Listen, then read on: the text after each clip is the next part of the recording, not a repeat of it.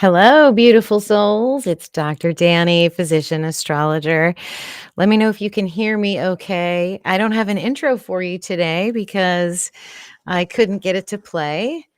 And right before I came on, I had to restart my computer because my application would not recognize my camera. But you know what? We're rolling with it. We're going to roll with it. It is all good. I see myself. Okay, perfect. Say hello in the chat if you're there. I'm going to put my beautiful caption in here. All right, today, guys, we are going to talk about the Venus forecast. That's the main event. The other thing we're going to talk about is 3I-ATLAS a little bit. Then we are going to talk about the hidden law of resonance. And we have a very special guest today, a good friend of mine, a student of mine, one of your moderators is here to share some tarot with us. So when I did the Black Mirror full moon video, she said, I have Black Mirror tarot cards. And I said, you know what? Let's just do it. Let's get online together and see about interpreting this together. I'm so excited and happy to be back here with you guys. Let's bring in Lady Spellbreaker. Hello. How are Hello. you? We made it. We did make it. For those How of are you that you? don't know you, this is at Lady Spellbreaker 1313. Heather is her name. Why don't you tell people about your experience with 13 sign astrology while I get my ducks in a row back here on the All backstage? right. I am a 13 sign astrologer and oracle. I didn't plan on working with angels or numbers whatsoever. And my daughter has actually been guiding me since her ascension date, 9/9 of 2020, deep into the astrology through moons falling on her birthday and various significant dates.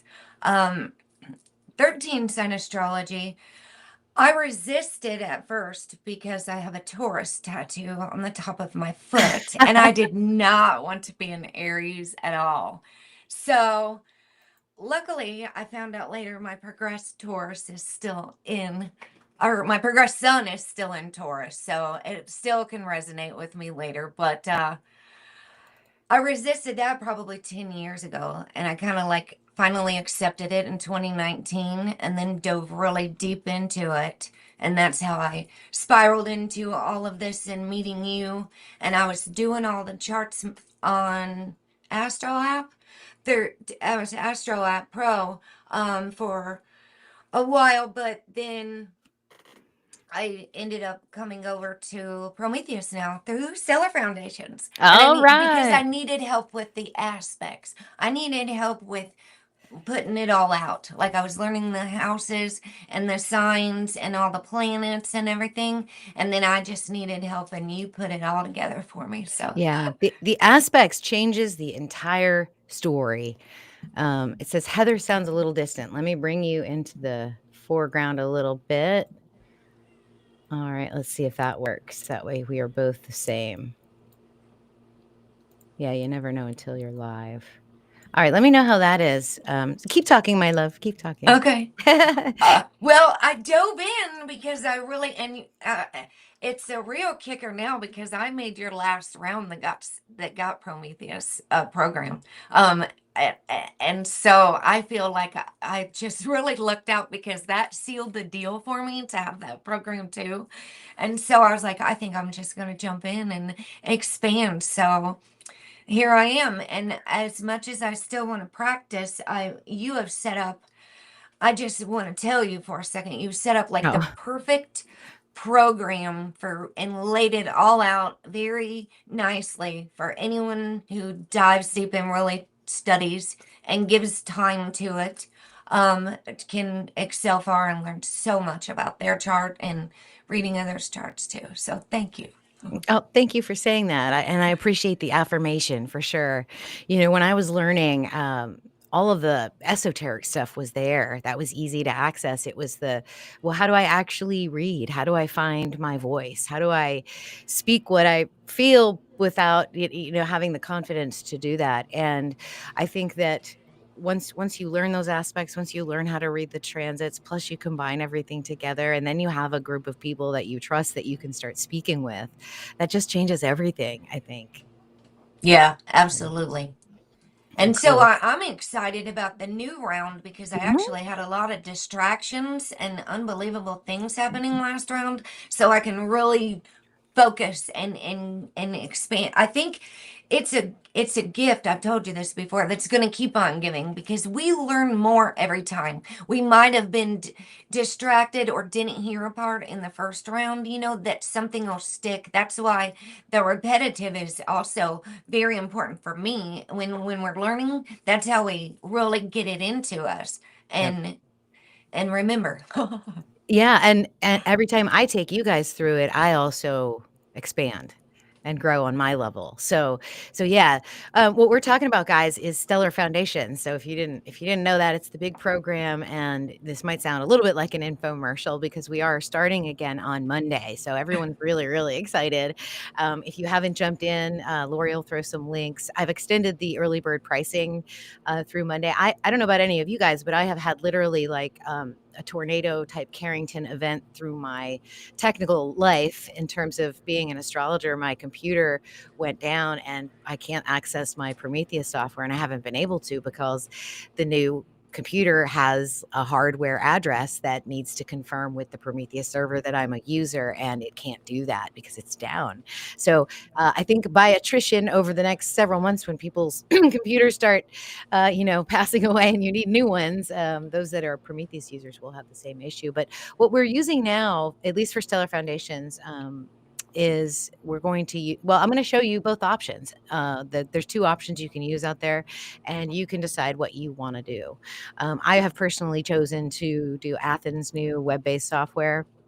I think it's truesky.masteringthezodiac.com. It's $15 a month. It's really good for learning.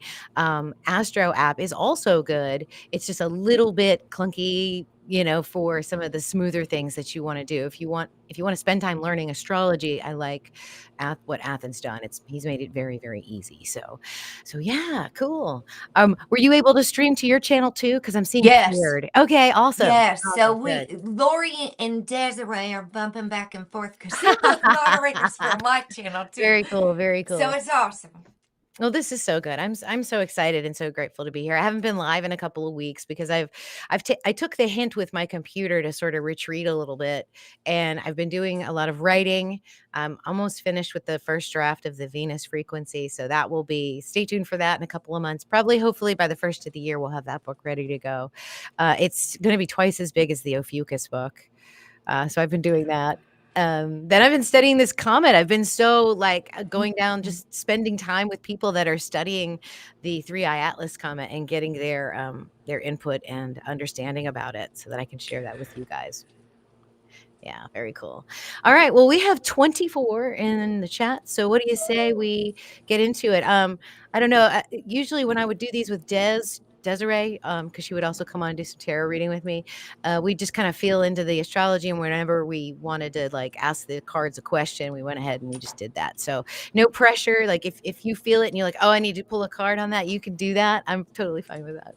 Okay, cool. Let me And know. I told you I have a surprise too. I have a Sekhmet card Oh, nice. for So we'll both do the that. Divine Yeah. Feminine deck and the Dark Goddess deck. She's in both decks, Whoa. Sekhmet. So, Awesome. Awesome. Let me open my PowerPoint because when I restarted my computer, I didn't have that. Oh my goodness. a, I am a a mess these days. reset. Yeah. Keeps happening. Let me open up my stellarium because we're going to look at the sky as well. That's usually the first thing we do. Whenever I do a reading, you guys, that's the first thing I do. I grab stellarium and I take the client outside. So let me fast forward to the 7th because that's when Venus starts her transit. Let me put in the art and the constellations, all the backstage stuff that has to happen. And let me find Venus. There she is. All right. All right, now I'm going to share my screen with you guys. Okay, so my entire screen. There we go. All right, good. So now I should be able to do that. Let me just make sure you guys see what I see. All right, so here we are. We are in Stellarium, and this is the 7th of September. This is the day of the lunar eclipse, the full moon. And this is when Venus officially enters the space of Leo. It looks like she's a little bit closer to Cancer here, but as we move the days through, we'll zoom in a little bit. You can just watch her. So we'll start here and we'll move this way. And by the time we get to this right here was the solar eclipse. And we'll talk about that too. So we'll be covering this time frame, Venus moving from here to here. And we will distinguish the difference between Venus in Cancer and Venus in Leo. And then we will also talk about the comet. Currently, as of today, I can't get this stellarium to show me where it is because I don't have a paid version of it. But as of, what's today, the 2nd? It's right here in Libra. And on the 21st, it will be predicting to be moving into Virgo. And then it will spend most of October, or the rest of October and most of November in Virgo. And then around December 3rd, when the sun is over here, as the sun and Mars get together, the comet will meet with them. It will pass the sun. And then in the morning, we should be able to see the comet after December 3rd. So it'll swing behind the sun and move this way. So that's what we're looking at. And the reason we're looking at it is not because it's some space alien technology or anything crazy like that. I have no idea what it is, to be honest with you.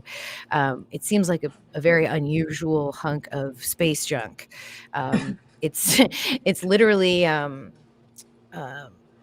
the metal that's coming from it, they usually will have iron, and what they're finding is mostly nickel. So that is very interesting. It's also excreting carbon dioxide in a ratio that's much higher than any other comet we've ever seen. It's taking a long time to get a tail, and they're estimating its size to be extremely huge. And the fact that it's also parallel with our ecliptic is also very interesting. Usually comets will take a path like this, where they'll dip down and come around the sun like this, whereas this comet is coming like this along our ecliptic.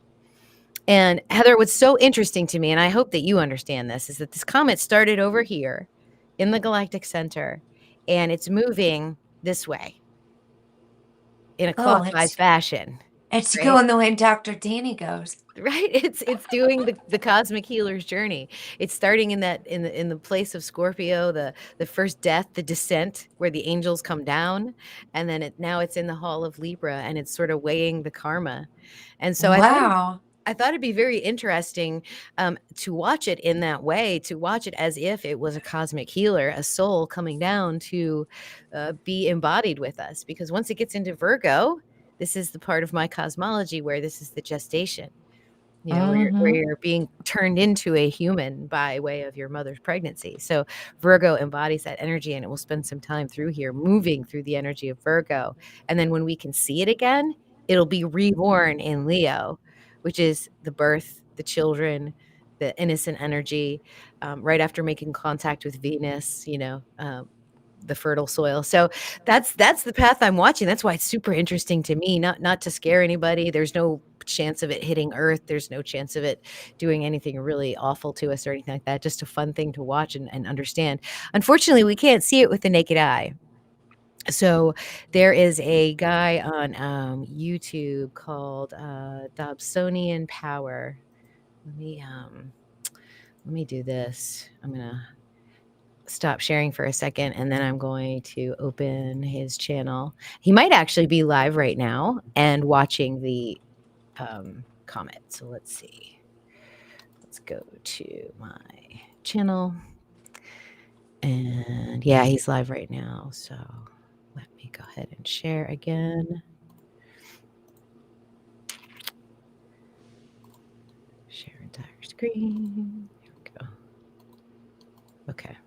So this guy right here And if we were to click on this, we would see his live stream and he would be zooming into the comet right now. And he estimates it to be right about here.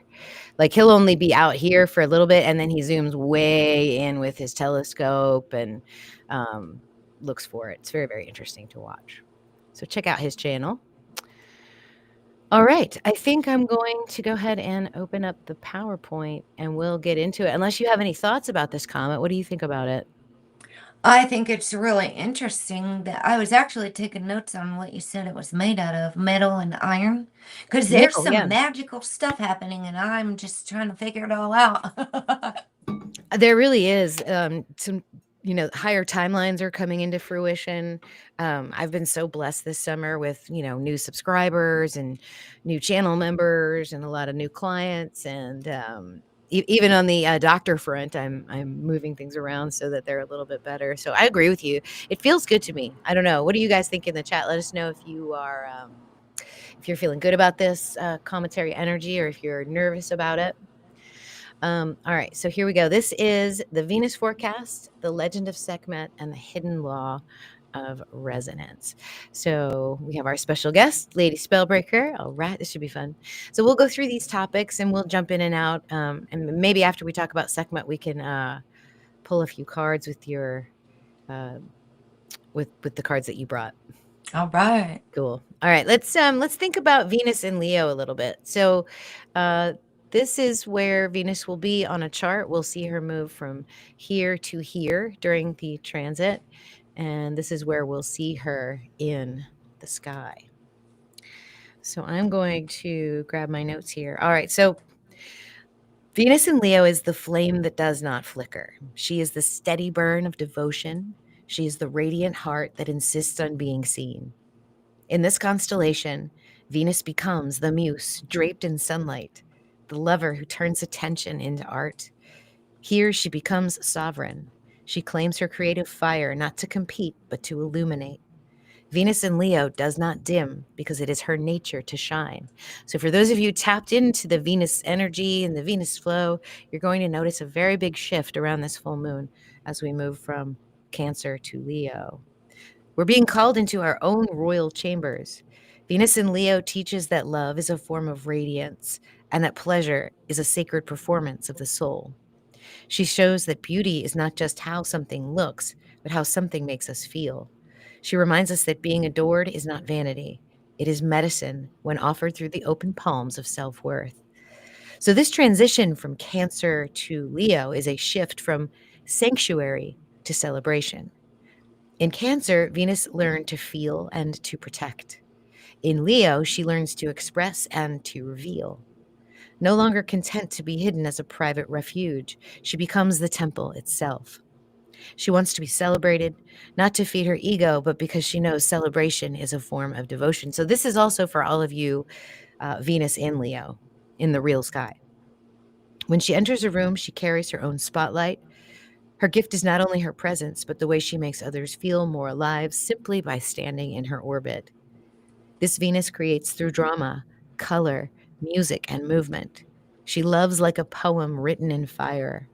Her affections are grand and her heartbreaks are operatic. Beneath her radiant glow is a tender heart that longs not only to be seen, but to be chosen. She offers loyalty with the strength of a lion and seeks those who will honor the magnitude of her devotion. When blocked, Venus in Leo may demand validation as a substitute for connection. She may confuse attention with intimacy or fall into performance instead of revealing her heart. But when aligned, her love becomes a blessing. She inspires, she uplifts, she reminds us that each of us is worthy of applause. When Venus is direct in Leo, her love blazes outward. She expresses through radiance, through creativity and joy. Venus direct in Leo celebrates life with color, drama, and devotion. She wants to be seen not out of vanity, but as an act of sharing her light. Her beauty shines in the way she uplifts others, and her pleasure comes from expression, performance, and the sacred art of being witnessed. Now, in your charts, you may have a direct Venus or a retrograde Venus. Venus will do a retrograde in Leo every 8 years. The last time she did that was in 2023. So in 2031, she'll be retrograde again in Leo, but some of you may be born with this. When Venus is retrograde in Leo, the spotlight turns inward, the applause fades, and the heart asks the harder questions. Who am I without the validation? Where does my joy come from when no one else is watching? Retrograde Venus in Leo strips away performance and demands authenticity. So old relationships may surface, old patterns of seeking attention may be revealed, and the heart is asked to choose intimacy over image. This is a cycle of reclaiming sovereignty, where worth is remembered as innate and not granted. So while direct Venus in Leo radiates outward, retrograde Venus in Leo ignites the inner flame. And together they teach that true devotion begins not on the stage, but in the heart that dares to shine. And you can even have two different kinds of Leo Venus, either retrograde or direct. You can have a Venus morning star and a Venus evening star. So we have a morning star right now. Now, when Venus rises after the sun, this is evening star energy. So if your Venus, if you're looking at Leo and Venus is to the left of the sun, this is evening star energy. This will happen after January 6th of next year. Venus comes out blazing. She's magnetic, she's flirtatious, and overflowing with new ways to shine. Her desire is creative, spontaneous, and bursting with life. She initiates affection and delights in giving gifts. Evening star Venus in Leo may fall quickly and love loudly. She burns hot and wants to be seen for her joy.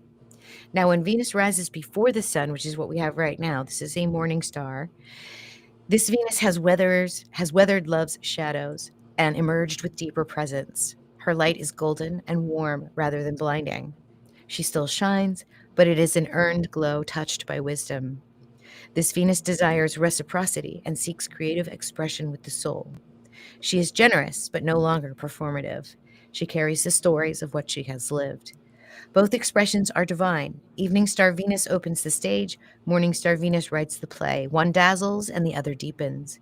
Together they remind us that true radiance is not performative, it is the devotion that devotion to the spark that lives within you. So both expressions are divine. All right, so that's Venus in Leo, and it always when I first learned of Venus in Leo, I was shown the energy of Sekhmet. So it always reminds me of the energy of Sekhmet. And this story is crazy. Do you know about this story? Who Sekhmet was and what happened to her? Yes, I know what I've learned through the cards more, I guess. Okay. Well, let me tell everybody this story about this legend of Sekhmet. This is such a crazy story. And this really just embodies the sort of the angry, protective, divine feminine. So there was once a time, and I kind of wrote a little story with the help of ChatGPT for you guys. So I'm going to read you this story. This is so beautiful. There was once a time when the people of Earth turned their heads away from truth. They no longer honored the sacred order. They no longer remembered their connections to Source. In their arrogance, they forgot that the rhythms of the earth and the heavens are woven together. And when one thread is cut, the whole tapestry frays. Ra, the great sun god, the ever watchful eye above, saw this rebellion from his golden throne in the sky. His heart grew heavy with sorrow and then with anger. For the sun gives without ceasing, pouring light and life upon the world, and yet people turned away, biting the very hand that fed them. In his wrath, Ra resolved that balance must be restored, but he knew the people would not listen to gentle correction. So he sent forth his eye, his fiercest power, the embodiment of divine rage. That eye became Sekhmet, the lioness of flame, the destroyer, the purifier, and the blazing daughter of the sun. Isn't this a great picture? She It She descends from the sky with fire in her breath and blood in her gaze. Her paws shook the earth, her roar split the heavens, and her hunger for justice burned hotter than the desert sun. This was no gentle messenger. This was the living flame of Ra, unleashed upon a world that had forgotten its place. Wherever she walked, devastation followed. Her claws tore through armies, her teeth sank into flesh, and the rivers filled with red. She slaughtered without end, and soon her justices became wrath. Her wrath became frenzy, and her frenzy became a bloodlust. She delighted in the hunt, intoxicated by the scent of death. The people cried out for mercy. but none was given. Sekhmet's thirst could not be quenched. Oh my goodness. The gods themselves grew fearful. If she continued, there would be no humanity left to save. Ra's eye had become a wildfire, raging beyond control. Something had to be done. And so they devised a trick. They brewed beer in vast quantity and stained it red with ochre, so that it gleamed like the blood that she craved. Under the light of dawn, they poured it out across the fields, pools, and rivers, glistening crimson in the rising sun. Sekhmet came prowling, her eyes still blazing with fury. She saw the land awash in red and believed it to be the blood of her enemies. She bent low and lapped deeply, and she drank. And she drank until the beer flooded her veins, until the fire in her eyes softened, until the hunger was stifled. Her rage dissolved into laughter, and the roar that once split mountains turned into the song of joy. That's the moment that the lion transformed. Now, some stories would say that she woke up even more pissed because she was tricked, and she actually left the realm, which terrified all the gods, and they had to send Thoth after her to bring her back. So Mercury had to go back to the underworld and bring her back so that she could help, so that she could come back to her father, Ra. So the Eye of Ra became Hathor, the goddess of love and dance and music. The destroyer became the nurturer. The punisher became the healer. And the fire that once scorched the land now warmed the heart. Sekhmet was never gone. She remained within, a reminder that love and rage are not separate, but two faces of the same flame. She was the plague bringer and healer, both feared and adored. Her priests tended the sick, purified the temples, and practiced the art of medicine. For they knew that the same fire which burns also cleanses, the same lioness who slays also protects the innocent. This is the lesson of Sekhmet, a power that can destroy or create, a fire that can scorch or purify, a love that can roar as fiercely as it can embrace. Sekhmet reminds us that devotion is not always soft. Sometimes it must blaze, sometimes it must terrify, and sometimes when the work is done, it transforms into joy. So this is Venus and Leo's story too. The steady flame of devotion, the sovereign radiance that cannot be dimmed, and the roar of love that protects what is sacred. So in Sekhmet's myth, we remember destruction and healing are not opposites. They are the rhythm of one eternal flame. So, yeah. How's that? Oh, I love that. That's good stuff, right? Yeah. I can relate to that, being a mother who lost a child and the Mhm. sacred rage that comes because my daughter passed of a fentanyl overdose. So when you can see, like, there's a problem in America with drugs and overdose, that's Mhm. why it's become like my life mission now to speak up about that and share my story and make changes. So I can totally get that sacred rage and transmuting it. Yeah, so it's not just that flattering, performative, flirty kind of energy that we might associate with love and harmony and relationships. There can be a sacred rage here, and it's purifying. It can actually open you up and create a whole bunch of new space inside of you. But that sacred rage of a mother losing their child is one that is definitely pure. It's amazing. Yeah. So This is miraculous. This comet is going right over your Mars, Leo, right? And it's mhm. going to come right across our stellium right about this time of this eclipse. Well, I have it in our timeline a little bit better, but the on the eclipse on 9/21, she's going to enter Virgo, and then shortly after that, will conjunct Mars, and by the end of October, the comet will be behind the sun, so it'll be in a superior conjunction. They'll be conjunct one another. Okay. Yeah, Awesome. This is something to look forward to. 100%. All right, so let's see your beautiful tarot deck and see what energy This you pull today. is the dark mirror deck here. Love it. And so I have Sekhmet cards. I have the Dark Goddess. So we could read those if you want to. That's up to everyone. This one is not the Dark Goddess. This is the Divine Feminine deck by Megan Watterson. That's the Sekhmet card for that. And then we've got Dark Goddess here. These are by some Scottish witches. And I love this deck. Um, Sekhmet here. So this is the Dark Goddess book. And then it comes with a little chant, a spell in the Oh, beginning that nice. we could invoke into it. So if you want me to read those, they resonate with the Sekhmet, or and I can pull a card. Okay, You let's want do a both. dark mirror card Yeah. first? Yeah. Okay. Now, is this tradition like the traditional 78 cards, or is this like an No, oracle this is deck? an oracle deck by Mm. Riccardo Minetti called Dark Mirror. And Okay. it says also Laura Saba. So these, I do special dark moon readings.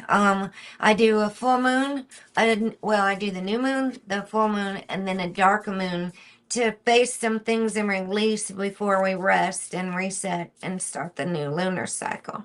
So I do shadow work oracles and on that dark moon. So let's see, Spirit, what is a dark moon message for the collective right now? Maybe something that we all need to work on. Ooh, an artificial heart.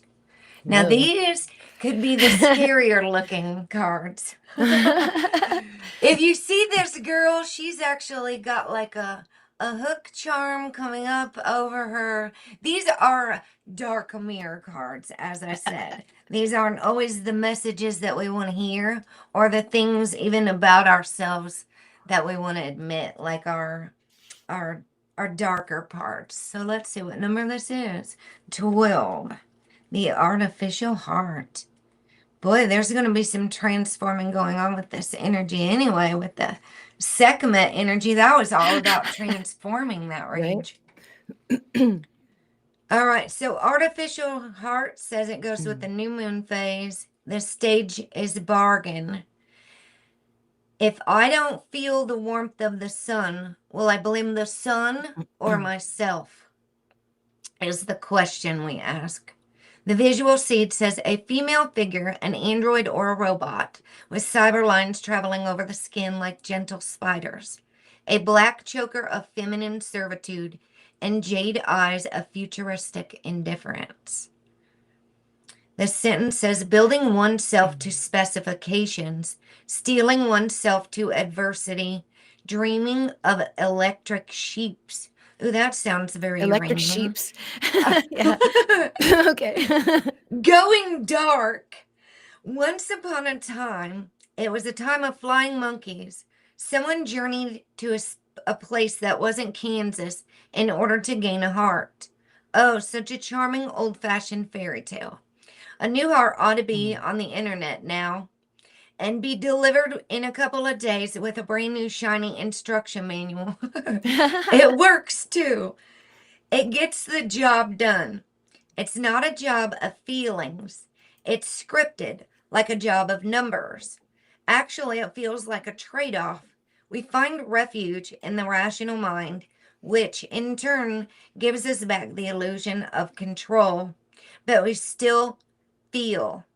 We still long to live through our emotions fully. We are truly like an artificial knight that wants to become a real person. Happiness is not in numbers, but it's not because numbers are bad. It is because there is nothing that alone can grant happiness and guarantee it. We trade in the natural world for artificiality, and then we blame this choice as the reason why our sky has no color. What if it's not actually connected? What if it's just an excuse? What if even an artificial heart could beat and fall in love and drown in sorrow? Ooh, that's a deep one, I think. Yeah, whoa. It was. These ones are really deep, and that's kind of like what I do like things that make us really think and ponder. A lot of oracle cards are very love and light and tell you everything's going to be all magical, and they don't prepare you for, I think, a lot of difficult times or things. I work also with a lot of recovering addicts. I myself am a recovering addict and alcoholic, so I work with a lot of that blame mentality to where we could blame the sun for not keeping us warm. Should we blame our sun or ourselves? Do we have the Right. power to move or make a change in our life, right? I love that. I This agree one with kind of you. hits Yeah. hard with technology these days. Yeah. This, I felt Uranian in here too. Yeah, that's cool. I like that. Thank you. It's sometimes kind of too dark for some people. Well, my husband actually calls me Pollyanna. He says, "You're so Pollyanna. You're always like love and light." I'm like, I earned it. I've done that shadow work. I've thought about the things that people don't want to think about and what that means. It's just not Yeah. not a public process. You work with healers, you work with people that, can hold that space for you, when you go through it, for sure. For Mm-hmm. sure. Cool. Awesome. What else do you have in there? Um, Or in do the you wanna deck, save it you wanna save it you for the moon? you want another card, or you want another deck? I don't know. What I you have got, other girl? decks. I have a deep, dark, and dangerous deck. These are the dark. These are Stacy DeMarco. She's a witch in Australia. I've got the Oracle of Shadow and Light. These I really love too. I'll tell you, Lori always picks these ones when I do my members readings. Well, she picked the dark. She didn't actually pick it, but she loves the Dark Goddess deck. So we could Okay. see which one comes out of the Dark Goddess and not actually pick Sekhmet because you already Yeah, read let's about see. her. Yeah, let's see which Okay, dark goddess comes out. we'll just 'Cause see. we're about to get into Venus energy. Yeah, we are. And I'm looking forward to this transit through the eclipses, actually. This is a big Uranus shift. I think that's the one thing happening with electronics right now is Uranus is going retrograde at the same time as this blood moon eclipse. Oh, I'm feeling it. I'm feeling it. I'm feeling it I'm too. feeling it. That card really hit me because I have been on my electronics too much and and I have been disconnected from nature and I go outside barefooted often just to recenter To myself reset. and Yeah, yeah. me too. I have to spend at least an hour outside every day in meditation. It's just people are like, "How do you do all the things you do?" I'm like, "Well, I don't know, but, that hour of meditation every day, getting into God mode, going out in nature." Yeah, I think it's important for us to be out in Mhm. nature, especially if we are on our devices, because we are energy beings and we do need to be grounded I a agree. lot. Hail, Hel, hail. It can be hell, hail. I don't know how it's pronounced. Okay. It says concealment. So something's going to come to the forefront. What's done in the dark always comes to the light. Is that what they say? That's right. So it's going to be coming. We shouldn't like this Sekhmet fire stuff is really. I've been watching these earthquakes, and then all the fires break out where the earthquakes travel. Mhm. So if you watch where the hot spots work out, you mentioned Dutch Sense before as well. I Mhm. watch him, and that's where I learned that. So keep an eye on that through Venus in fire now, Leo. Venus on fire. So hell concealment. I see a bunch of masks in the back. Do you see them holding Oh, yeah, I do. Mhm. their fingers? Shh. Like there's a secret that's going to be concealed, Okay. unconcealed, revealed.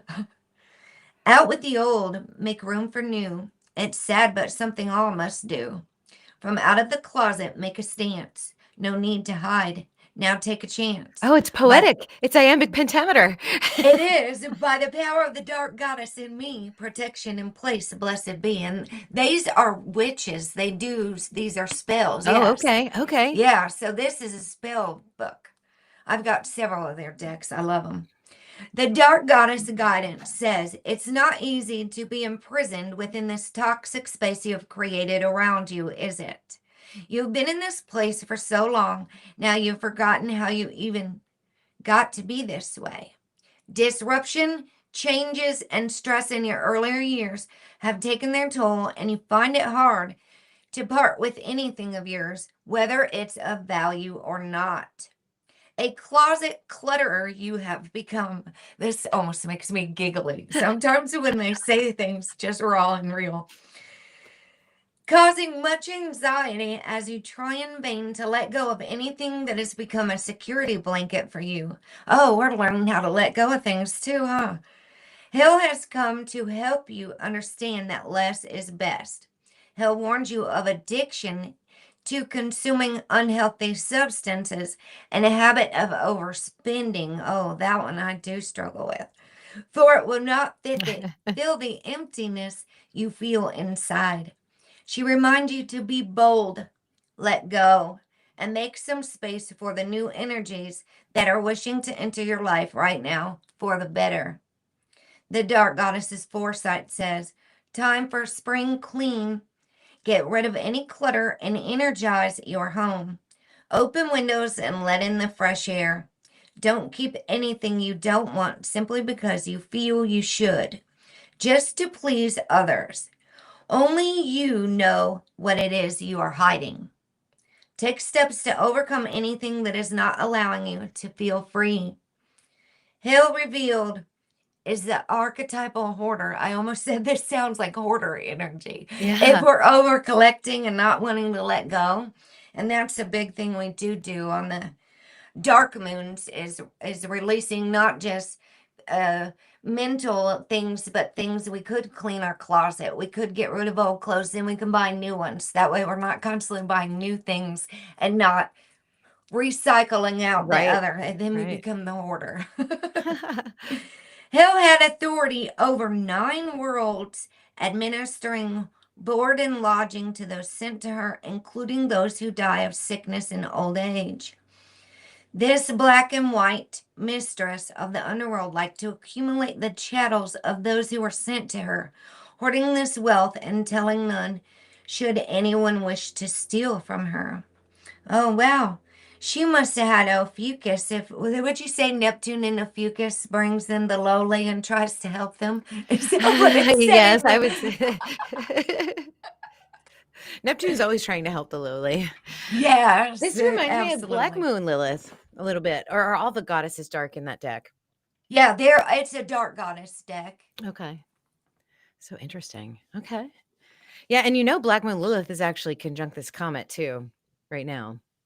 Yeah, and that's actually where my Saturn and Lilith are in well, right now, but in Leo, that's where like when you were just doing the chart and you said Mhm. the sun is there, that's where my Saturn and Black Moon Lilith are. With Wow. this opposing the full blood moon. Yep, and my Mars is there. Oh, yeah. Yep, yep. So, all right. Amazing. Well, What do you thank guys think in the you. chat? Are you guys loving this? This cool content? Cool tarot cards? The dark decks. The dark decks. It might scare some people away if they're Yeah, not so ready for it. so I think the message for that is if you're feeling stuck, if you're feeling uncreative, if you're feeling that sacred rage, it might be a good idea to take a simple step and just pick a closet, clean it out, throw away some old shoes, throw away some old clothes, and just make space for yourself.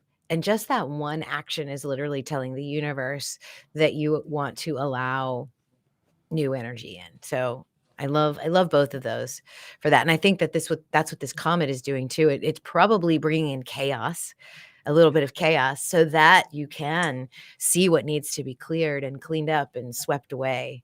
So Yes, yes. And it can be hard parting just at the same instance that we didn't really want to believe in Ophiuchus at first because then you got to change your whole thing. Like say you studied astrology for 50 years and all you knew Mhm. was tropical and somebody comes along and says, "Oh, you're wrong.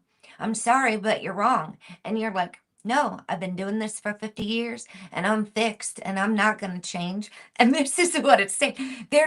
That's actually a heart chakra problem. Yeah, the same That's thing happens closed to heart. them that happens to people that realize that the story of the Bible is way older than the than the Bible. It Yeah. comes from ancient history, and it was just rewritten for a certain society. And when they realize that, that's a gulp, and then the same thing happens. I mean, I've had people that have practiced tropical astrology for decades switch right in front of my eyes, and they cry because they're like, "What have I been doing to my clients?" I'm like, "No, no, no, no, no. You've been doing fine. You've been doing exactly what you're supposed to be doing. This moment is for you, so you can elevate your practice and become a better reader and a better astrologer." So yeah, Yeah. And it would evolve the reading so much further even. absolutely. All right, let's get into these transits. We'll Okay. talk about these Venus transits one by one. I was able to do this with the Athens new web-based software, so I'm very happy about that. And I'll get out the PowerPoint. All right, so this is the map. I do one of these every month for you guys, and I should actually send it out to Facebook and Twitter. I didn't do that. We are live streaming on X and on YouTube and on Rumble today, by the way. So and also Lady Spellberger's channel. So we're starting from the lunar eclipse on the 7th, which is Sunday. This is when Venus enters Leo. And then we are going to go through all of these transits, all of these lines. And then I put on here 3I-ATLAS enters Virgo here. And this is the same day as the solar eclipse. This is the new moon. So we have the full moon here and the new moon here.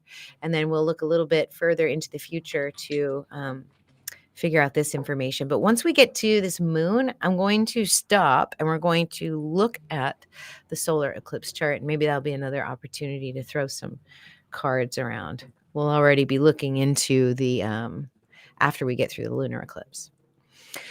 All right, so this first transit, we're already in this. This is Venus squaring to Black Moon Lilith, and Black Moon Lilith and 3I-ATLAS. If you look at the sky, if you look at a chart where 3I-ATLAS is, they are conjunct right now. So this dark goddess energy is being highlighted by 3I-ATLAS, by this comet.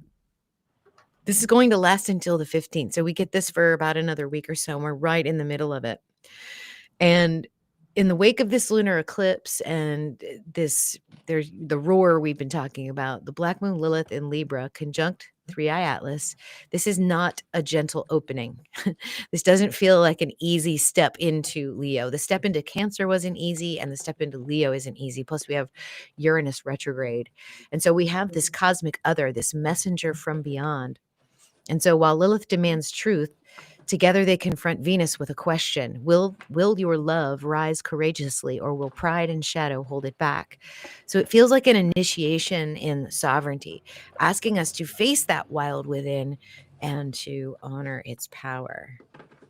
How does Venus square Lilith feel to you, Heather? Intense. It feels really intense. Actually, I think my Venus and Lilith are. Are they That, square in your chart? yeah, or maybe they're in a trine. I'm gonna double check Okay. because it got in. You and Rio talked about it in the Hellenistic teachings, even. Right. So yeah, the squares are tensions, but they're also an opportunity to work constructively.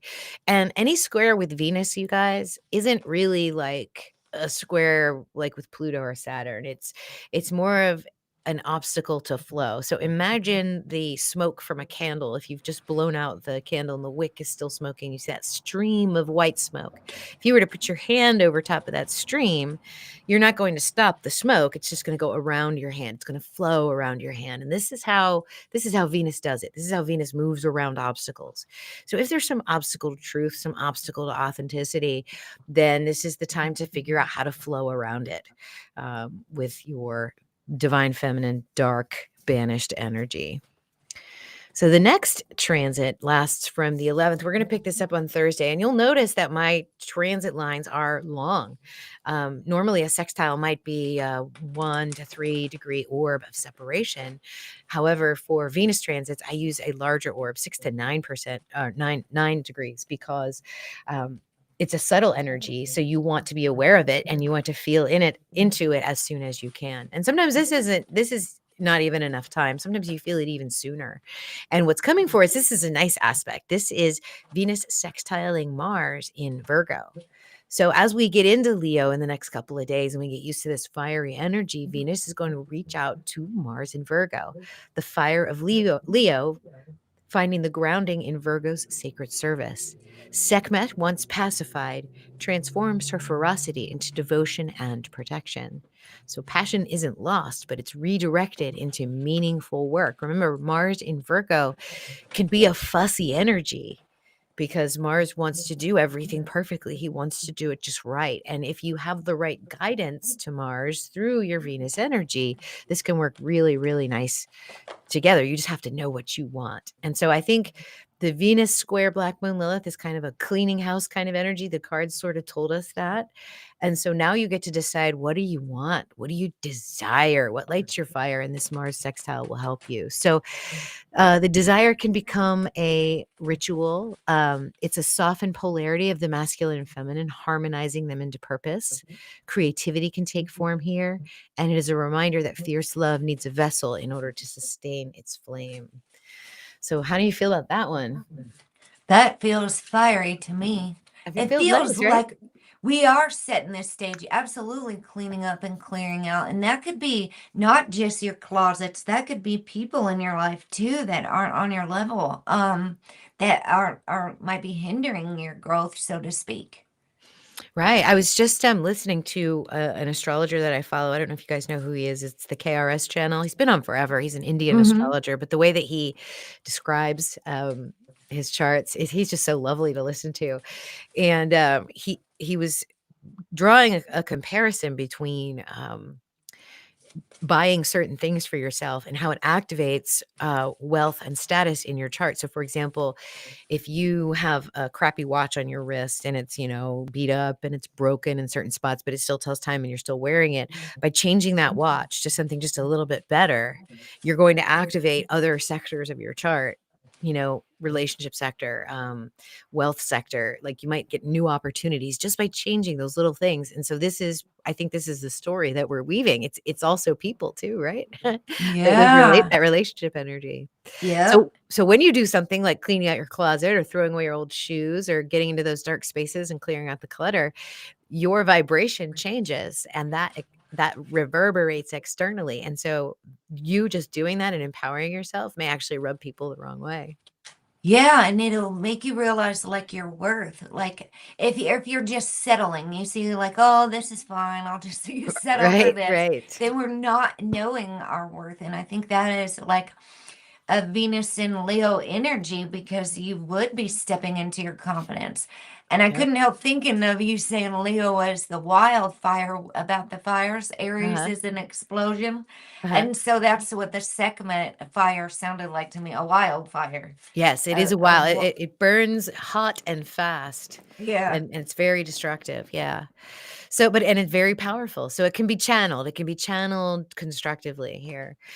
The next transit is a healing transit, or it can be. We've got Venus trying to retrograde Chiron, and Chiron will be in Pisces in the later degrees of Pisces. I want to say like 36 degrees out of 42, and is retrograde. So a lot of times when Venus and Chiron get together, I often talk about like the sexual healing too. The sacred union can also heal. So here you're setting up this space where you're clearing out the clutter, then you're making relationship moves maybe, and then there's a healing that comes through the next week or so. This is from the 12th to the 20th.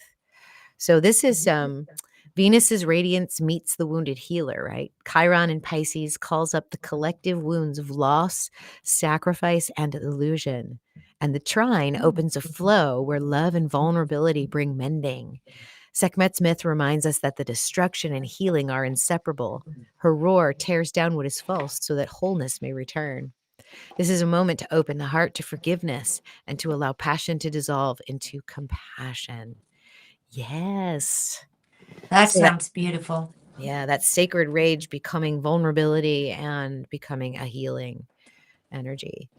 So a lot of opportunity for that, and I think the goddesses spoke to us. We got to clear it out. All right, let's see. Venus is going to square with Uranus And this isn't necessarily a tough energy. It's more of like a little bit of an uncomfortable or awkward energy with Uranus.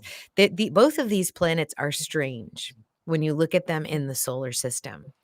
First, you've got Uranus, who's way out there, who is lying 89 degrees from the ecliptic. So he's lying sideways. So if Saturn's rings are parallel to our solar system disk, Uranus's rings are almost perpendicular to it. So kind of laying there sideways.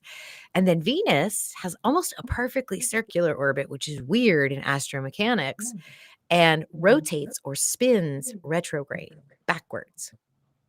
So her sun rises in the west and sets in the east. And then you get these two together and it could be sparks flying, it could be unexpected relationships, it could be trying something new that you never thought you could do. Uranus is also conjunct the Pleiades right now in Taurus. So there's, a lot of cosmic codes coming through. I look at it as new frequencies, new vibrations. Uranus is bringing that in, and so is this comet. And this aspect peaks at the solar eclipse, the same time 3I-ATLAS enters Virgo. And this is a destabilizing aspect because Leo, the heart craves recognition and loyalty, and Uranus insists on liberation and surprise. And this challenge is tinged with a little bit of star-born wisdom. You think of earthquakes, that's Uranus shaking the ground. Being in Taurus right now, that is what we are witnessing. And what happens is as that ground shakes and destabilizes and liquefies, the only thing that's going to stay behind is the authentic roots. And so that's what's being shook here. Sekhmet's fire is not controlled. It will erupt, especially if you don't do, the work this week. Next week, when Uranus squares you, you might feel that eruption. And it might feel good because it's going to break open stagnant structures. So I would expect sudden revelations, shocks in relationships, and unexpected cracks in the armor. It's liberation disguised as disruption. How does that feel for you, Heather? That feels very accurate too. Yes. It's yeah, with everything going on. And it hit me like I just said in the chat, only a solid foundation can stand the shake. Absolutely. Absolutely. Cool. So this brings us to the Virgo new moon, solar eclipse, 3I-ATLAS entering Virgo. So just to remind you, I knew I had this in here. This is the arc of 3I-ATLAS. So this is what we are looking at when we get to this weekend of the new moon solar eclipse. And this is the timeline. So on August 25th, it entered Libra. And for our cosmology, right, Scorpio is first. That's the first death. And then Libra is where the soul sort of looks through the book of life and decides, like, what's the karma that I want to work on here? And that's where the comet is right now. It's in that space, weighing that karma, weighing the energy of what are we going to bring in? What are we going to fertilize? What are we going to allow to grow? And as the comet enters Virgo, this is where it begins its gestation. So this will be the pregnancy. This will be a unseen time for it because it's going to get closer and closer to the sun and we won't be able to see it anymore. And just to remind you of the path, I put the comet right here. This is between, this will be on the 21st of September between Libra and Virgo. And right now it's right here. And there is, if we were to zoom into the sky, this is what it would look like. So there's your solar eclipse. There is your 3I-ATLAS. All right. And here is 921. So this is all of this. When I started thinking about what are we weighing in Libra, what are those scales trying to balance? And it came to me like a flood. It was literally, okay, this is balancing your vibration. It's balancing your harmonics. And I said, well, okay, how can I explain that? And so for me, the lesson that came through that's really quick, I'm just going to go through this and then we'll pull some tarot cards, is the hidden law of resonance. So some of you may know about the universal laws from the Kabbalion, things like mentalism. There's 7 of these laws. Sometimes you can break them out into 12 different laws, where all is mind, the universe itself is a mental creation. The universal law of correspondence, as above, so below, so within, so without. Vibration, where nothing rests, everything moves, and everything vibrates. This is what we're going to focus on. polarity, where everything is dual, opposites are extremes of the same thing, and then rhythm, all things rise and fall and move in cycles and tides. Cause and effect, this is very obvious. And then, of course, gender. Everything has masculine and feminine principles and the interplay that generates creation. So when we look at vibration, within this particular law is the hidden law of resonance, or even reciprocity. You could even call it that. There's no like specific law that is named resonance or reciprocity, but we use that word a lot, don't we? We always say, "Oh, I resonate with that," or I'm not resonating with that. That doesn't resonate with me. Um, and the reason we say that is because our brain has these magnetite crystals in it. The limbic system, that part of our brain, is mostly sitting in fluid, in water, which is hyper resonant with the electromagnetic waves that are around us. And so when we have thoughts, when we have feelings, our electromagnetic field, in conjunction with our heart space, vibrates energy outward. It transmits energy into the ether and causes a sine wave in all four dimensions of space and time. So you are emitting, but you're also receiving. So you receive the planet's transmissions. You receive transmissions from other people. The psychic hits that you get, the intuitive hits that you get. That's all part of this process of working with this unseen ether energy. Um, the heart, the Institute of Heart Math. Has actually measured this field around human beings, and it's a scalar field. So it looks in two dimensions, it looks like this, but it's actually in four dimensions. And it is a toroidal field that surrounds us, but also spirals inward at all points. And this is what we have around us, and it's what comes into our field where we receive things.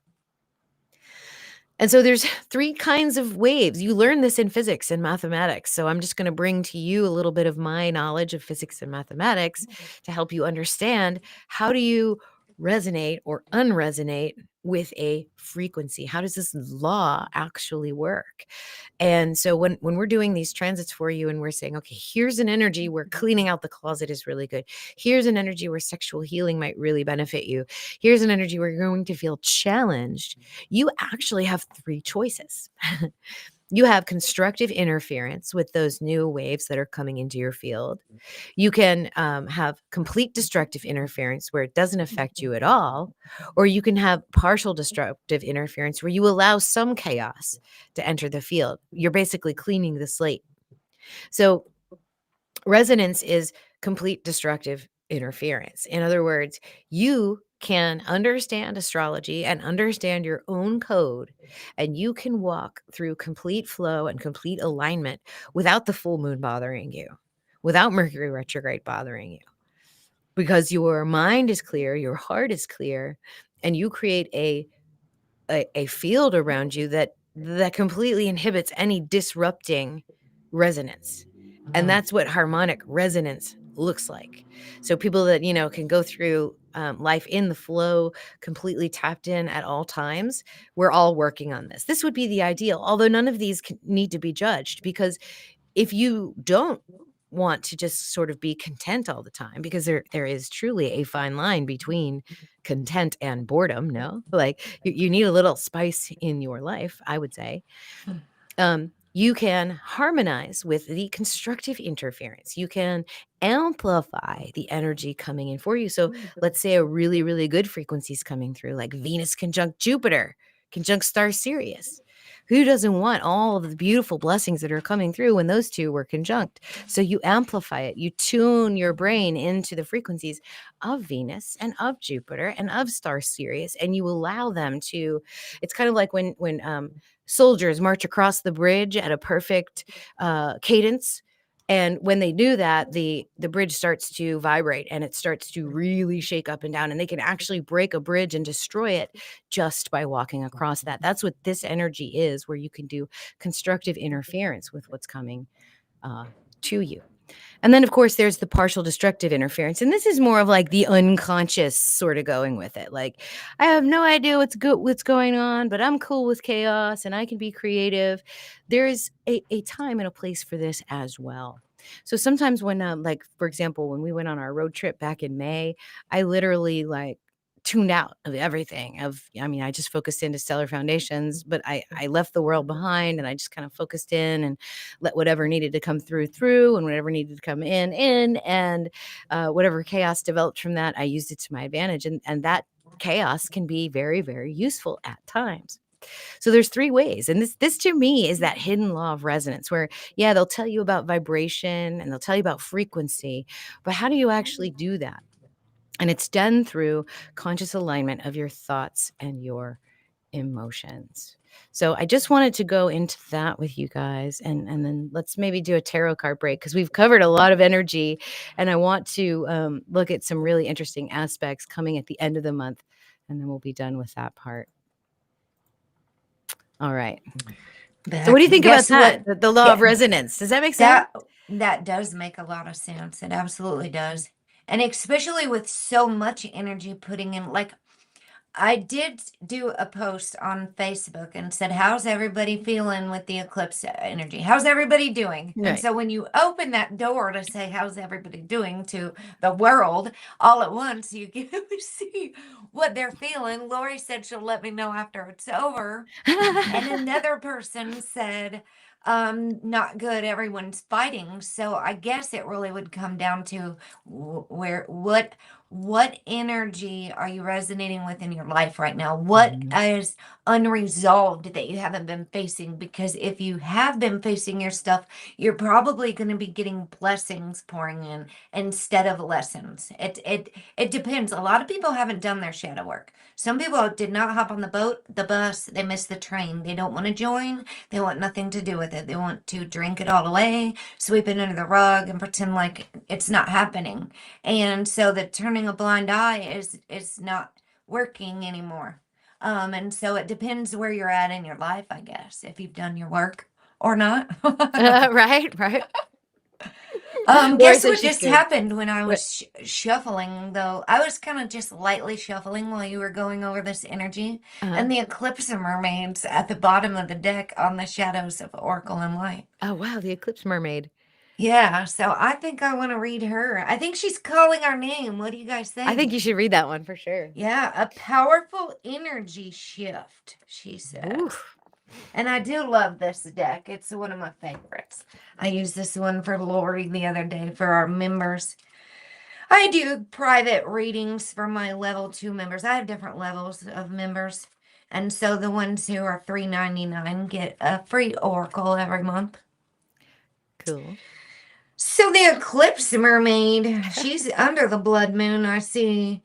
A beautiful eclipse mermaid floats in the wild red sea. Watching reminds me of your Sekhmet energy too, the red. Watching, feeling a very powerful energy shift taking place. She is bathing in the energy and interacting with the energy, but she's not trying to direct it or force it into a particular direction. She has already prepared and is moving with it, but there is no effort involved. She is staying quite still, very calm but vigilant and observant at this moment. Her eyes reflect the energy of the eclipse, and within her, all that has been hidden will be emerging into the open. That goes with our concealment card. Mm-hmm. What she will become depends on what she's hidden away. Eclipses are times of great shifts and awakenings, and sometimes unwanted and uninvited change. When an eclipse comes through your life, simply acknowledge that a cosmic event is taking place, and it will have a ripple effect throughout your world. Allow what needs to emerge to come out, because during this powerful time, nothing can remain suppressed, hidden, or underneath anymore. This, okay, the Eclipse Mermaid speaks. This energy shift you are about to experience needs preparation. No effort, no force, but it helps to be ready. Expect amazing dreams, possible clairvoyant experiences, and please do watch addictions, gossip, the internet, the kinds of food you eat, and who you spend time with and how they influence you. Didn't we just say this? We did. That's a confirmation. These are all very significant when this being comes to visit. This is a magnificent time to start a new health regimen, particularly if you're wishing to reduce addictions that are unhealthful.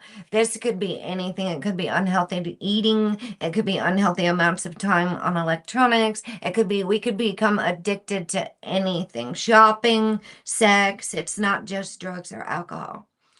Remember, there's no real avoiding life and the planets and the galaxy's energy shifts. You can work with these eclipses and maximize their amazing power, or you can do nothing and their changes could overwhelm you. The worst choice is to fight the energy and refuse to try something new.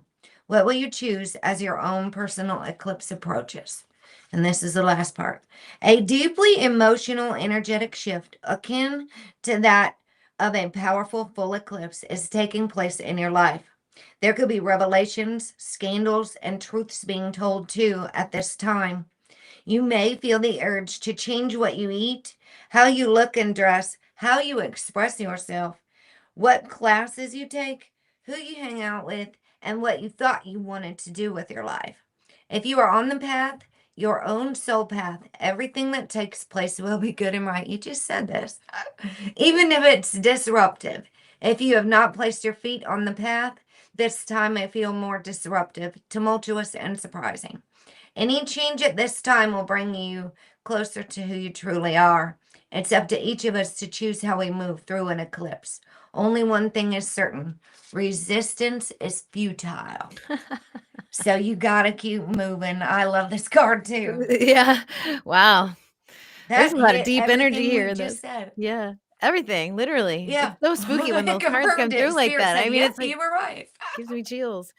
Gives me chills. Yeah, this is crazy. You guys might be wondering why, I'm focusing on Venus for a lot of the transit energy and the personal energy that we work with. And whenever I do a Venus reading, I explain that. But I'm going to give you sort of the 2-minute version of it. It's when you look at a chart and the sun, we identify ourselves with the sun because obviously that is the light that's being expressed from us. We are the star. It is out there. It is reflecting off of anything and coming back into our eyes, and we are the suns.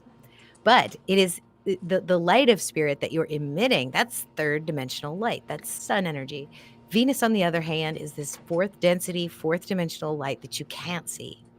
It's when you close your eyes and you envision the chi, the flow, the prana that animates you.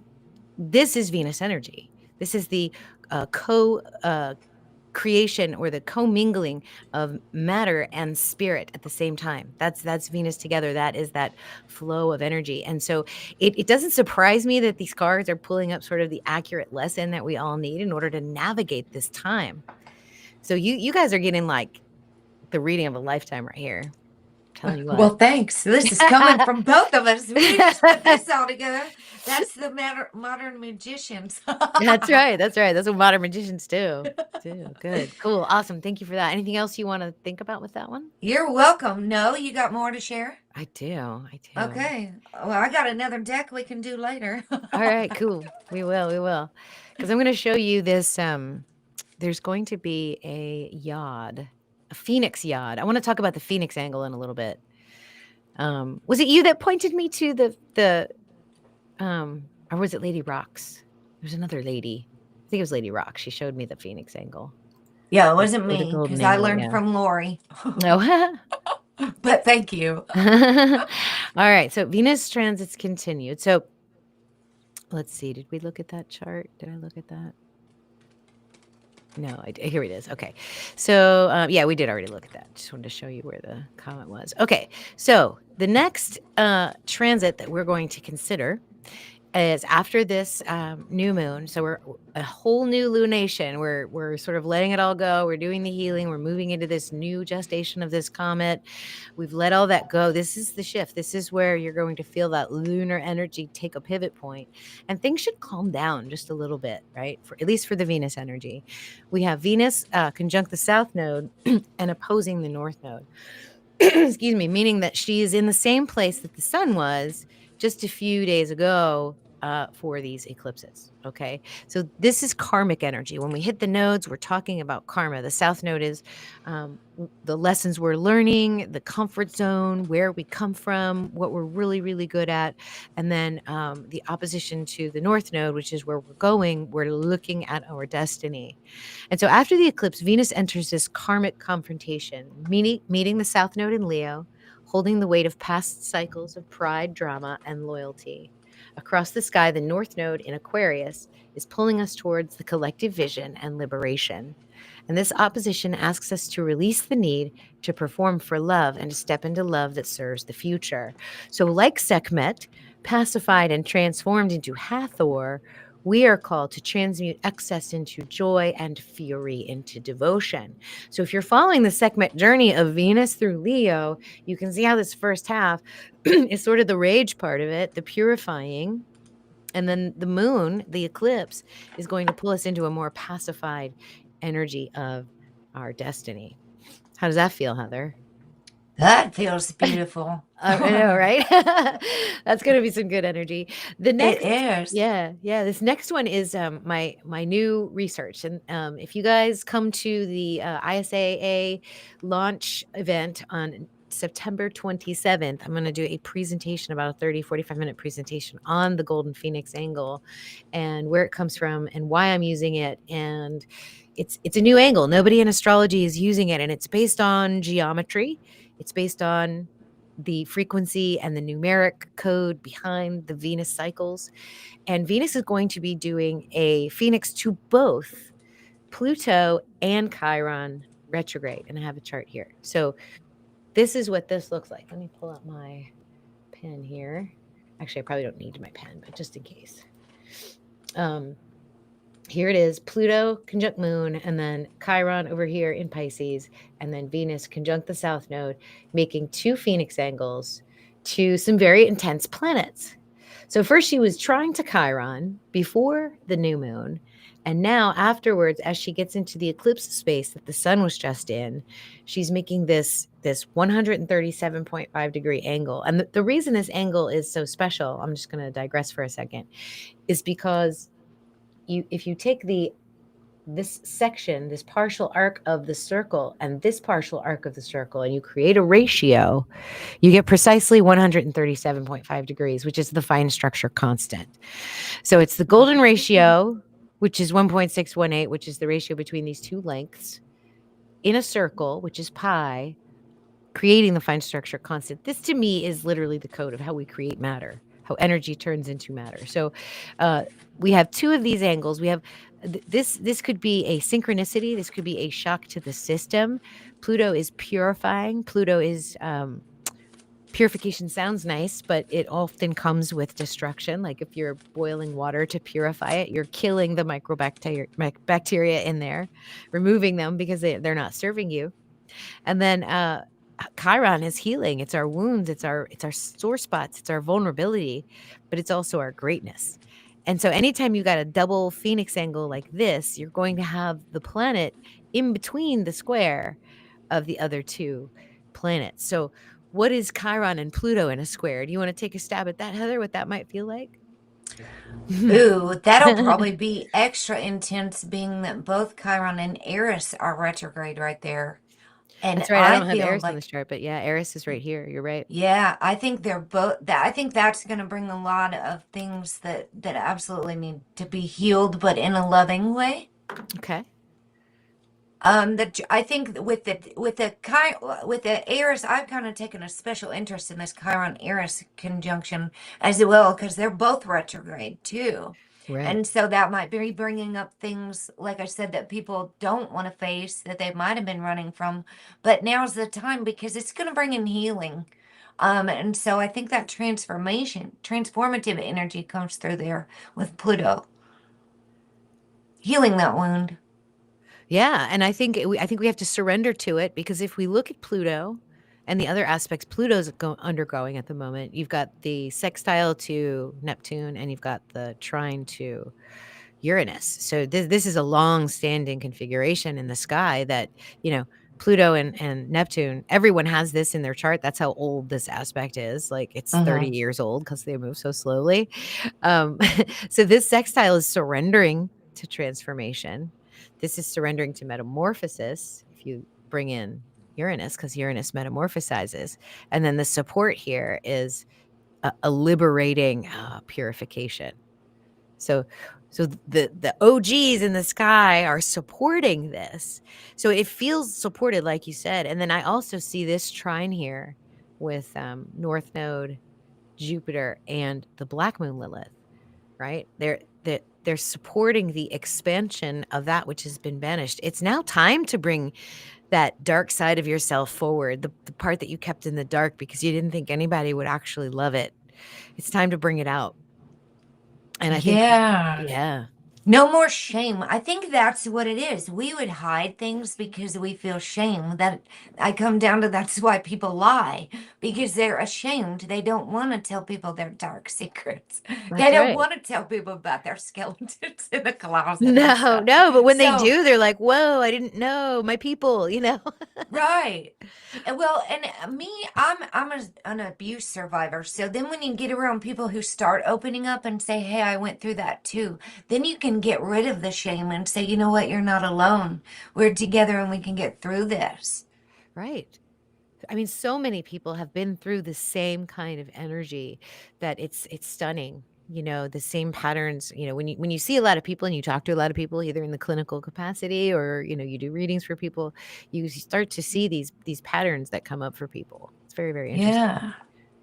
Very, very interesting. So that's going to be a pretty powerful alignment. And again, that's right after the that's a week after the eclipse. It's when Venus is aligned with the nodes. And so there's something karmic here in this disruptive aspect. I think the Phoenix angle has two it has a very Uranian quality to it to me. It feels like it wants to disrupt, but it disrupts in a way that is wholly synchronous, like wholly aligned with the code underneath of it. It's also very close to one of the square semi um, um, minor aspects, the sesquiquadrate. So, like if you take a square on a chart and then you just rotate it, like a little bit, and you get the 8-pointed square, the octahedron. That second square that creates the octahedron, the angle between the two squares, the 2 points, is the sesquiquadrate angle, and it's 135 degrees. So, depending on whether this angle's approaching or leaving, there may be an opportunity to work around a small discomfort, or there may be an opportunity to preemptively change or to do a pattern break. So a pattern break around wounding, a pattern break around healing. Something here is asking you to either take that pattern break or you'll be receiving some kind of revelation, I think, along with this nodal alignment. Yeah. And then we end the month with a sextile to Lilith, a sextile to Jupiter during the Pisces full moon, and then a opposition to Saturn and Neptune. But as we get closer to Virgo, we will dive into those a little bit deeper. But I feel like it's too far away to kind of, because that's the next wave that's coming. You know what I mean? Uh-huh. With this next lunation. So as Venus moves into Virgo, we'll be having some really, really blessed energy right around that full moon. And I think it has to do with this arc that we've been talking about, that we've been building and going through. So I think Yeah. that's all I have. Yeah, that's my presentation. Good job. Thank you. Thank you. I love doing these. It's like, I don't know if PowerPoints are my crutch or if they're my superpower. I'm not sure. I think you're doing great. I think I need to learn how because I just actually have watching you is inspiring me to set my things up that I'm trying to teach as well in the format. And now I've got a newer computer that I can do that. So I'm looking forward to that journey. So the deep, dark, and dangerous deck that I'm fiddling with while we're sitting here doing this had the dragon card come out of it. And Let's see it's it. got a lovely snake on the back, the deep, dark, Whoa. and dangerous. So, and then this is like, I relate to in Vedic astrology, they kind of think of the north and south lunar nodes as the head and the tail of the Hmm. dragon. Rahu and Ketu, which I usually use the names Rahu and Ketu. But if people don't know that's the north and south lunar node, they won't know what you're talking about. So it's interesting that this is falling right at or going through, I guess, the comments going that way first toward the south node, like your way around the wheel, Right. toward the south node. And then that eclipse is also very close to the south node, right? Yep. So that's our tail end of the dragon. So we can do this card. Know what you treasure. I love that dragon image in the background. And she's got her hand raised like she's stepping onto the path, right? Boldly. Yep. Change is natural. Holding on to what is impossible long term. Here's another card that goes along with what we're talking That's about. so funny. And I love it when this happens with different decks. That means that the message is important. Yeah. Protect what is important to you. Set proper boundaries. That's important with Virgo, who always wants to serve. Um, and trouble may avoid you. Set proper boundaries, and trouble may avoid you. Be strategic. Think ahead. Be brave. You can actually triumph if you try. You'll come out with your hand raised like that, like the Breakfast Club at the end of the show. Right. Duality. Value is value or not of value. So this is where we're making our list. What's of value? The pros and Right. cons. What do we need to let go of? Oh, let's hoarding versus scarcity and the Oh, there's that again. duality. Oh my gosh. So perhaps one of the most well-known creatures of the darkness across many world cultures is the dragon. From ancient Sumeria, Japan, China, Korea, right across to Egypt and the Middle East, across Europe, through the Bible, and even Sufi poetry, all have dragon lore. While they may be described differently depending on where you're from, dragons almost always have a serpentine form, a large, tailed, scaly, and often live, hidden in places like caves, deep pools, or inside mountains. Aesthetic, I don't know if I said that right, and Middle Eastern dragons are the most Asiatic, maybe Asiatic, ASIA, like Asia, Yeah, yeah. TIC, Asiatic. And Middle Eastern dragons are the most like great serpents, sometimes with legs, sometimes without, and are often strategic and intelligent in their mythos. Chinese dragons are beautiful and considered aligned with the element of rain and bringers of good fortune.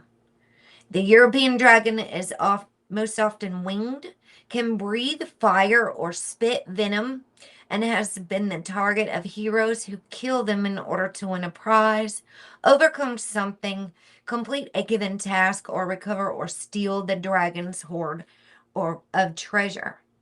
It is this aspect of their mythos that is intriguing. Dragons can be seen as both gatekeepers and protectors of treasure, what is valued. At the same time, sometimes the dragon collects the shimmering gold and jewels for themselves simply because it's beautiful to them. Sometimes the treasure is being guarded for a purpose, good or bad, yet the dragon must overcome for the hero to be rewarded with some of the treasure. In the Norse sagas, there's a wonderful story of the hero who makes his money by working out various ways to sneak past sleeping dragons.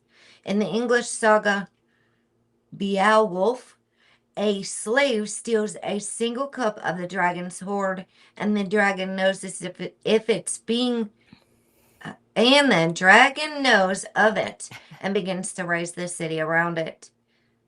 Beowulf takes 12 warriors with him to slay the dragon, but when they see it, all but one runs. Beowulf battles the dragon, but his sword shatters and he is mortally injured. Both he and the dragon are dying.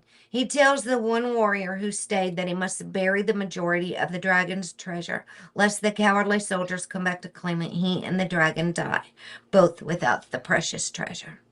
Both terrible and beautiful dragon magic is still strong today. So many films and games still mention the dragons, and the motif appears on flags for sports teams in popular culture everywhere.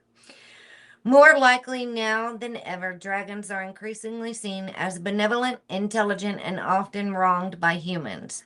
The plant companion is the orchid, and the crystal companion is the emerald, or typically Oh, gold. nice. So that's a beautiful card That is a that beautiful resonates card. with our reading. Resonates, correct. That's so interesting. I this past year I have definitely had contact with some kind of serpentine dragon type energy, especially when I was working on the Venus retrograde back in March. There was the white dragon is what came to me in my mind, when I was like, what is this energy? What is Venus through Pisces? What is retrograde? And it just felt like this beautiful white magical like dragon energy. And when I did decoding on the Venus through Pisces, I would get those the numbers would come through and sort of affirm that. And then just the other night I was falling into a dream and I saw literally that the image on that card. So that was Oh, pretty powerful. wow. Yeah, yeah, I literally saw that. Like, I closed my eyes, I Wow. was like, "Okay, there you're back, you look different." But yeah, that's amazing. Well, That's that is amazing. amazing. It must have came out right for you then. Yes, yes, yes, indeed. So cool. Have Alright, you you read guys in the the chat have any Sophia questions Code? or thoughts? You guys wanna ask us any questions before we wrap it up? Like, I Have don't you ever see read any. the Sophia Code book? It's I have transmissions not. from the dragon tribe, and it's all the divine feminines.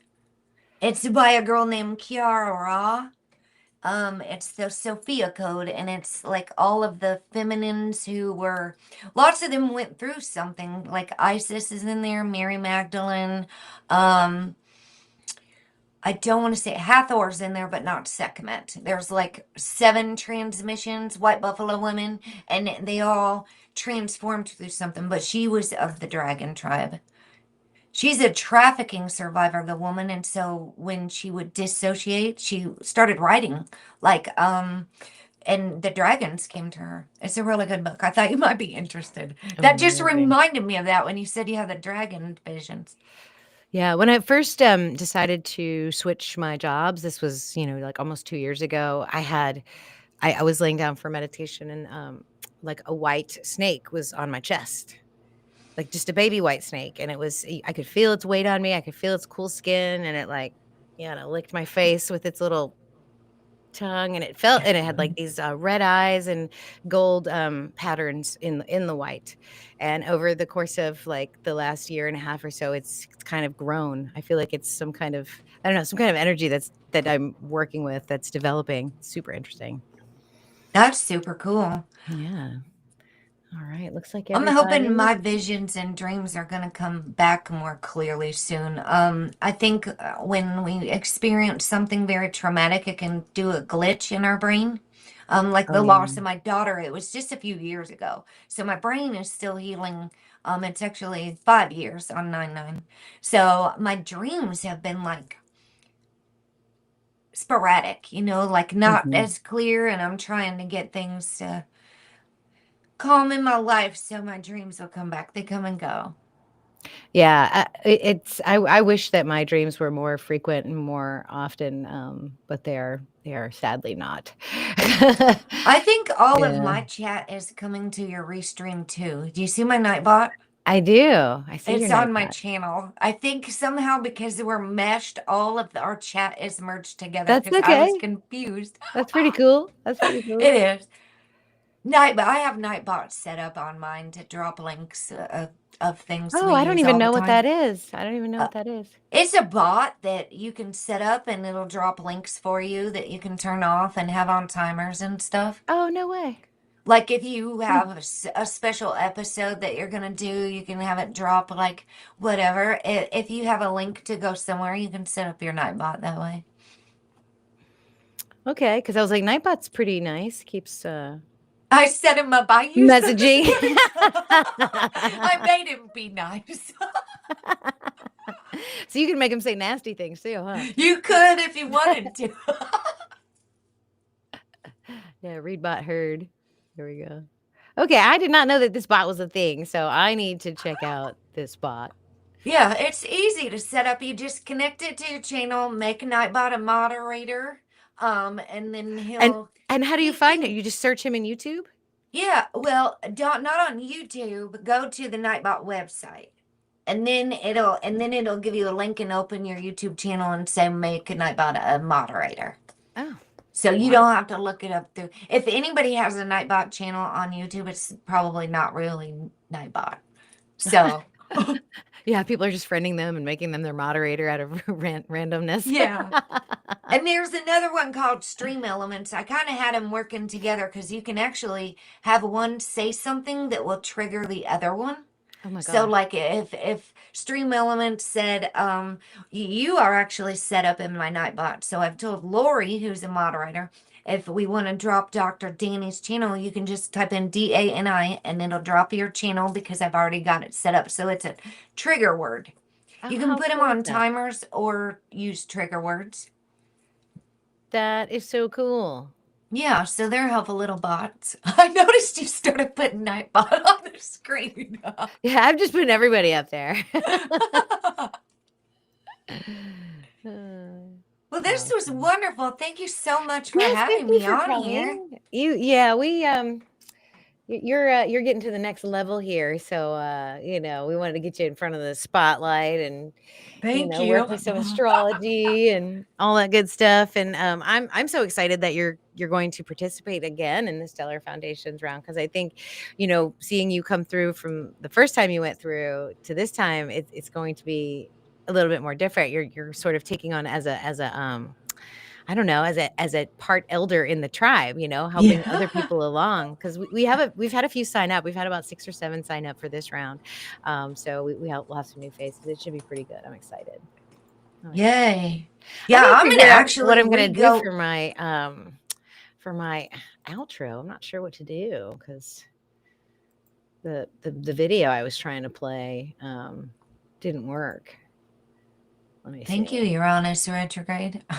I know, I know. I'm kind of sad. Let me see if I can set up another one, and then I'll pause it if it does.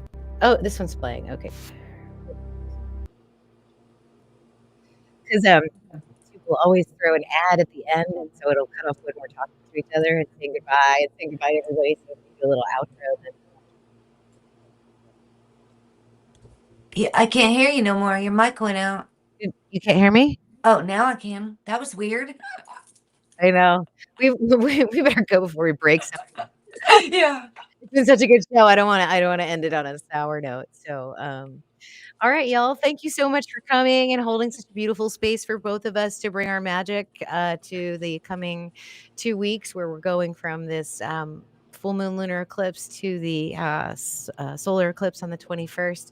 We'll jump back in with the live Venus forecast probably in about 2 or 3 weeks. And then I do want to do a live stream next week, but I have no idea what the topic's going to be. Oh, next week, guys, on the 10th at 10 o'clock, I'm having the girls from the International Sidereal Astrology Association on, Abby and Nikki. They're going to talk to us about their journey through 13 sign astrology, as well as this beautiful organization that they've created. It takes a lot of work to set up stuff like that. I don't know if you guys know about setting up, nonprofit organizations and dealing with, thousands of people, but it takes a lot of work, a lot of stuff in the background, legal, computer architecture, infrastructure, all of that. And so they've done all that and they've been doing that. And their big launch meeting is on the 27th. So I hope you guys can join us for that.